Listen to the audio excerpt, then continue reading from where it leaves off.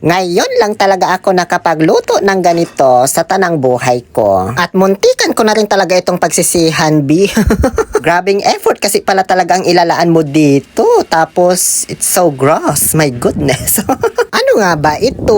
O, syempre tapusin mo yung video, ah. So, bali may nabili pala ako ditong 3 kilong aisaw, aiso ng manok. Medyo madami kasi 90 pesos lang naman yung 1 kilo. Parang na-overwhelm ako nung tinanong ko yung presyo man. Sabi ng mga nakausap kong hindi ko naman masyadong pinagkakatiwala ang mga tao. Pipigain daw ito isa-isa kapag nilinisan. Di sige, pigaan natin man. Habang pinipigaan ko guys, Diyos ko, dito na ako naloka sa mga natatanggal ko ba. May mga feeds pa, tapos may mga kung ano-anong, basta ayoko nang banggitin. Hindi naman ako nandidiri habang pinipigaan ang mga ito, kaya nga napigaan ko, diba? Kaso yung inaalala ko, kapag kakainin na, tapos may ganito-ganito pala sa loob. Kaya ang teorya ko talaga dito, baka binabaliktad din, katulad dun sa isaw ng baboy, ganon, diba? So ayun, nanood-nood ako ng mga blurred na video galing Japan, tapos may napanood ako sa TikTok na sinend lang sa akin na tutorial ng pagbaliktad ng isaw ng manok gamit ang barbecue stick. Tinry ko, madali lang naman pala. So ngayon, tapos ko na po pigaan yan lahat at nahugasan ko na rin ng 87 times. May mga pinagtatanggal pala ako dyan na bituka, yung kulay green na ba? Kasi parang yun yung mapait, feeling ko lang. Ngayon ay babalik rin na po natin itong mga bituka isa-isa. Malamang alangan dala-dalaw. Tutusukin lang yung dulo niyan gamit ang barbecue stick, tapos itutulak mo hanggang sa umabot doon sa kabilang dolyo. Kailangan hindi maiwan yung dulo ha, para mabaliktad yan. Ganun lang naman. Dito na nagsisilabasan yung mga laman ng isaw sa loob. Ito yung mga fats yata, tapos yung mga gata-gata kapag kinain mo. Ganun. Madali lang magbaliktad kapag nasanay ka na, pero matagal talaga gawin, lalo't ang dami pa naman tong nabili ko. Diyos me. Dito talaga naubos yung oras ko man. Kung alam ko lang na ganito pala ito katagal linisan kalahating kilo lang sana binili ko.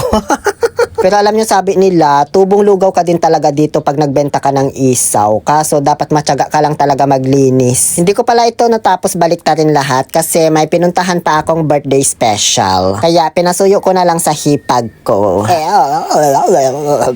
Kinagabihan. Diba inabot na ako ng gabi dahil sa isaw na ito.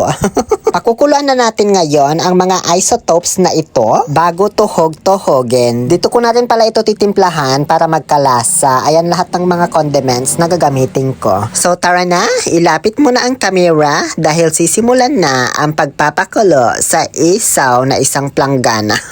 Apakadami, di ko talaga lubos maisip na natapos naming baliktarin lahat yan. Wengba, Shibuya, Loya, Tangilad, Sokang Paumbong, Asin, Virgin, Faminta, turmeric ang matamo powder. Ba't balik ko man tong kutsara? Parang yung nakain ko lang nakaraan. Samnidani dasang galewang, cause this is paprika powder, dahon ni Denise Laurel, chili powder, at swerte di mansanilya na hindi pala natutunaw pag malamig yung tubig.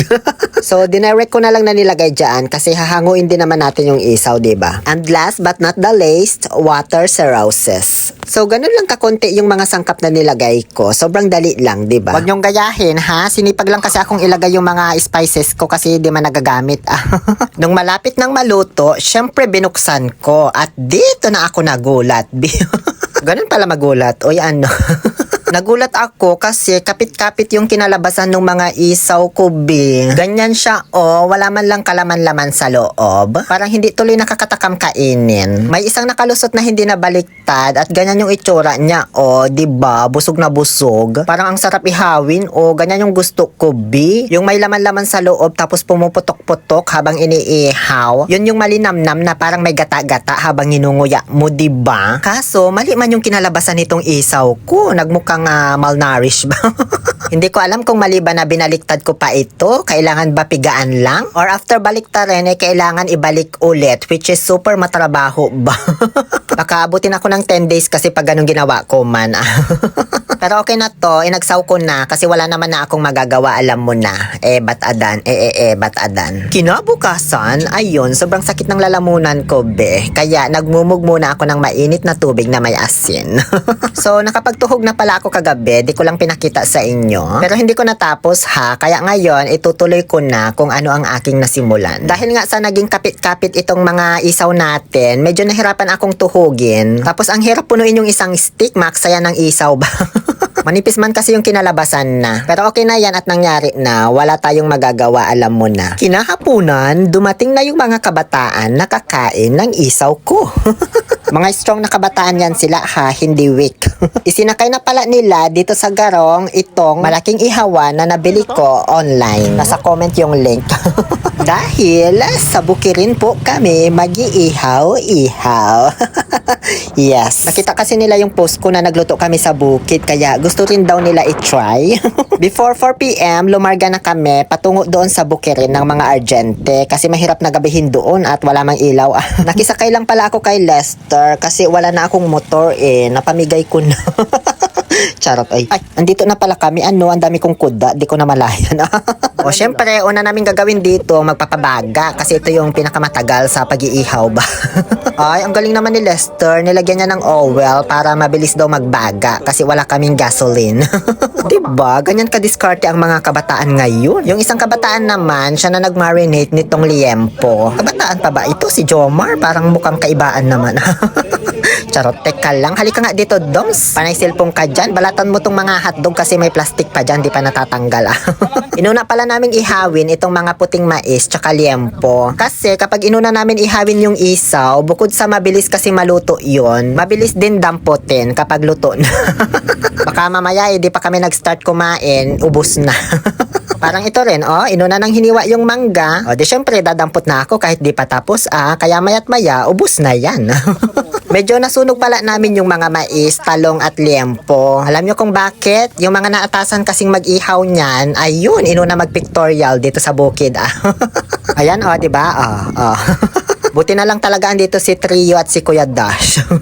Luto na yung liempo, kaya sinunod na namin yung isaw at hotdog. Naubusan na pala kami dito nung pambarnish, yung pamahid ba sa mga iniihaw, ganon. Kunti lang kasi yung ginawa ko, kulang man pala. Saglit lang naman yan lutuin. Pagkatapos ay sinunod naman na ang bangus at posets. Habang pino-photoshoot pa ni Kuya Dosh yung iniihaw na bangus at poset, tinikman ko na tong gawa kong isaw kasi kinakabahan na ako baka walang lasa man ito. Alam nyo, keri naman yung lasa, medyo dry lang pero andun pa rin yung linamnam nung isaw. Tulad nung binibenta sa mga ihawan, kaso nga lang hindi na ito juicy. Wala kang malalasahan yung parang may gata-gata ba habang ninunguya mo, which is yun pa naman yung masarap, diba? Mayat maya, may dumating pang isang kabataan, si Marlo, si JR pala. So, na Alfredo, tara na, kain na tayo man. Kasi kanina pa ako gutom. Pinaghihiwa ko lang yung liempo para madaling nguyain man. Sobrang saya namin, syempre. Kayo ba naman magbabanding ng ganito sa bukid, diba? Nakakatuwa din kasi yung iba, first time daw maka-experience ng ganitong banding. Kaya, very memorable din talaga ang araw na to sa amin. Yun lamang po. Please follow for more. Muli ito po ang inyong Happy Pill Oliver Castro na nagsasabing, no to toxicity, let's make people happy. Inabot pala kami hanggang gabi dito, kaya gumawa na lang kami ng bonfire. May nakahabol pa pala kaming kasama na isa, si Chan Chan. Kaso late na, kaya wag na, tara na.